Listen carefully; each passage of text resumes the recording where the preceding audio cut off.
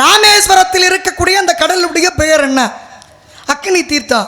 அப்போ நெருப்பை அணைக்கக்கூடியதான நீர், ஆனால் அந்த நீருக்கே அக்னி தீர்த்தம் அப்படின்னு சொல்லி ஏன் பெயர் வந்தது அப்படின்னு ஒரு விவரத்தை வச்சிருக்கீங்க. அடுத்து ஒரு பெண்ணுக்காக சிவலிங்கம் சாய்ந்து கொடுத்தது.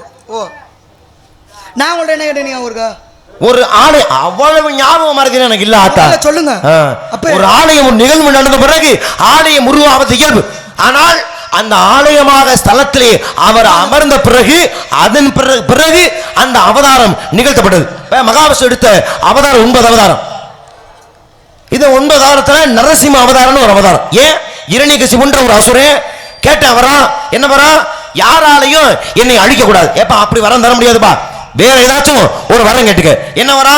அப்பதான் கேட்கப்படுகிறது, மனிதனால் இல்லாம மிருகத்தால் இல்லாம, உள்ளேயும் இல்லாம வெளியேயும் இல்லாம, மேலேயும் இல்லாம கீழேயும் இல்லாம